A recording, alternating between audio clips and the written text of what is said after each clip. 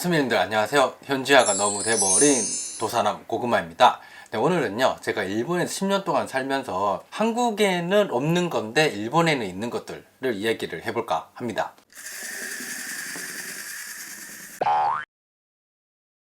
첫 번째가 이 바이크 주차장. 이 바이크 전용 주차장이랑 자전거 전용 주차장이 일본에는 있어요. 특히 이 바이크 전용 주차장은 무료가 아니고 유료예요. 그래서 굉장히 좀 처음에 와가지고 황당했는데, 일본 같은 경우는 한국이랑 틀리게 그 길거리에다가 그냥 바이크를 대버리면 차랑 똑같이 주차 위반 딱지를 붙이거든요.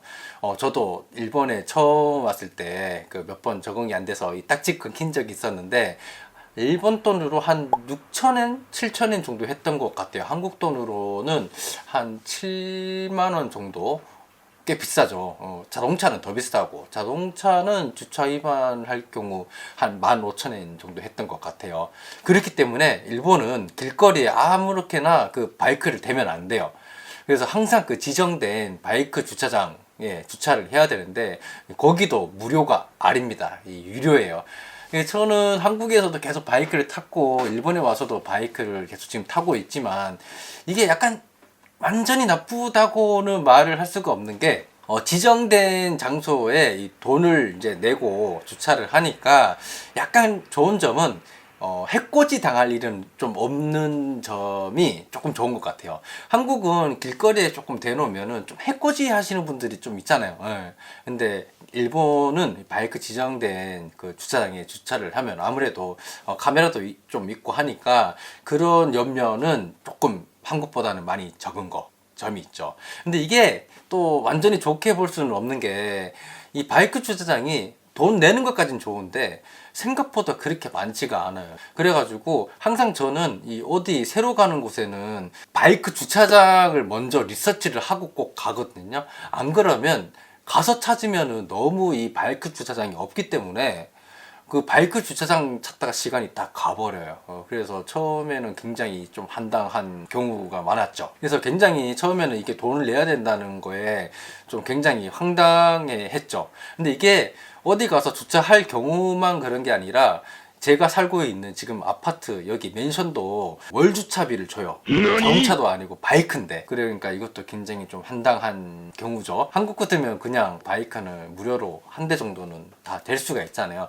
일본은 일절 그런 거 없습니다. 그렇기 때문에 달달이 지금 저도 바이크를, 스쿠터 한 대랑 바이크 400cc 하나 이제 각자 따로따로 내고 있어요. 작은 바이크 경우는 조금 더 적게 내고, 크면 클수록 또 바이크 요금이 더 커지거든요. 주차 요금이. 그러니까 이게 좀 황당했죠. 바이크는 뭐 그럴 법도 해. 근데 자전거도 주차 요금을 받는 아파트랑 맨션이 많이 있습니다. 다행히 저희 살고 있는 집은 2대까지는 무료로 될 수 있다 그래서 괜찮은데, 다른 집들 같은 경우는 한 대인데도 자전거 요금을 받는 데가 있더라고요, 세상에. 이제 바이크는 그렇지만 이 자전거도 역 주변에 가면은 꼭 자전거 주차장이 전용으로 따로 있어요. 근데 거기도 무료가 아니고 유료입니다.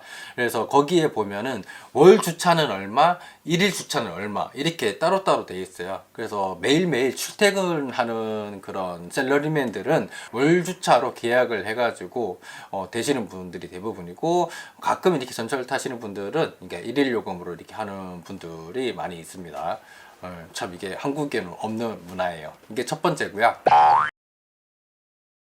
두 번째, 이거는 좀 저도 일본 와서 많이 좀 충격적이었는데, 특히 이 도쿄 그런 그 카부키초라는 곳에 가면은, 거기가 일본 최대의 환락가인데, 생각보다 너무 이거를 대놓고 이렇게 광고를 해야 된다 그래야 되나? 그런 뭐라 그래야 되나? 호스트라든지 룸사롱.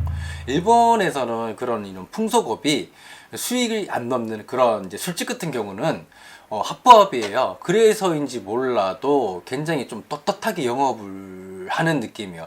한국 같으면 약간 음지의 그런 느낌이 있는데, 일본은 너무 또 양지 같은 느낌이 있고, 그래서 이런 부분이 일본 와서 조금 신기해하고 재밌긴 하더라고요. 일본이 그럴 수가 있는 게 정해진 시간을 다 지키면서 영업을 해서 그런 것도 있어요. 그래서 술집 같은 경우도 한국에서 룸사롱이라는 그런 가게는 일본은 이제 캬바크라라고 하는데, 그런 데는 보통 12시면 영업을 끝내야 되거든요.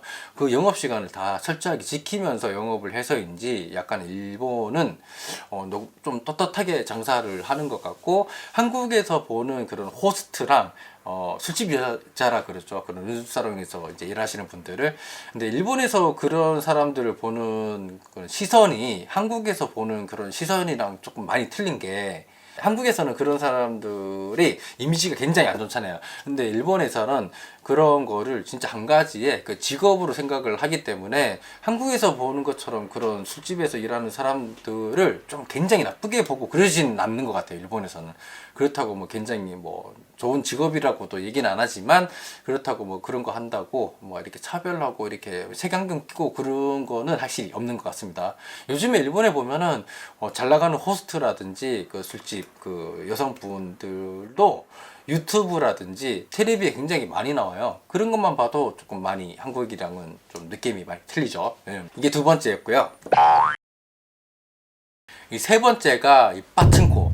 제가 일본에 와서 빠친코 없는 동네는 정말 못 봤어요. 그 정도로 어느 동네를 가도 굉장히 빠친코가 많은데, 이것도 약간 좀 한국에서 보는 이미지랑 일본 사람들이 생각하는 그런 빠친코 이미지가 조금 틀린 게, 일본에서 그런 빠친코 하는 사람들을 보는 이미지는 약간 그 도박하는 사람들을 보는 그런 이미지가 아니라, 뭐라고 그래야 될까? 약간 취미생활로 인정을 해준다고 해야 될까?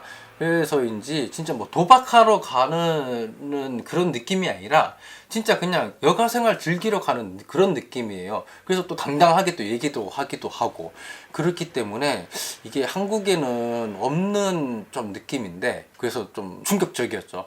제 주위에도 유학 초창기에 그런 빠친코에 빠져가지고 한국에 돌아가는 애들이 꽤 많은데, 도박은 도박인 것 같아. 그런 애들이 왜 그렇게 빠친코에 빠져서 이제 한국에 돌아갔냐면, 부모님한테는 그 학교 학비를 받았는데 그 학비로 빠친코를 가가지고 다 잃어버린 거예요. 근데 그걸 이제 부모님한테는 이야기를 못하고 학교 이제 졸업하고 왔다고 하는데 졸업장을 없는 거야. 그런 애들이 꽤 있었어요. 근데 그렇기 때문에 일본에 나중에 혹시라도 오실 분들이 계시면 절대 빠친코는 근처에 가지 마십시오. 역시 도박은 도박인 것 같아. 네. 그리고 이제 네 번째인데, 한국에는 아직 진출을 안 했는데요. 이 일본에는 아마존이 있어요.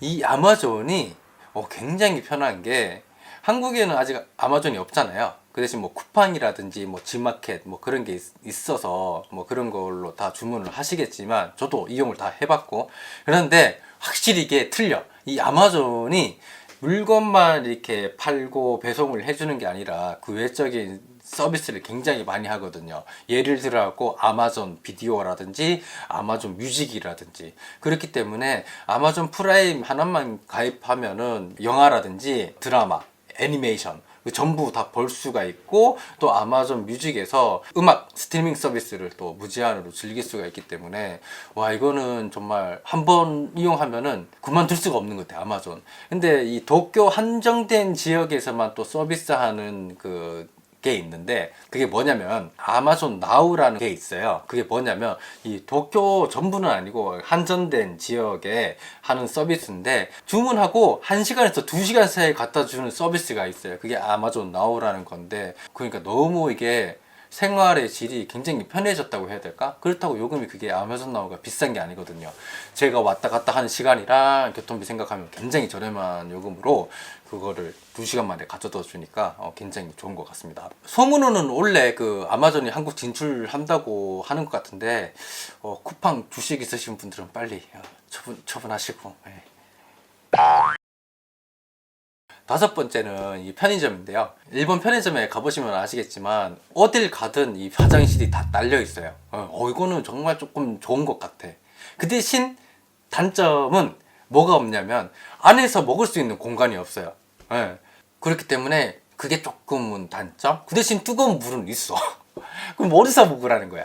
이게 약간 조금 단점이긴 한데, 저는 차라리 선택을 하라 그러면 화장실이 있는 게 나은 것 같아요. 급할 때 화장실 갈 데가 별로 없잖아요. 근데 편의점 가면 무조건 그런 화장실은 있으니까 굳이 선택을 하면 저는 화장실 선택하겠습니다.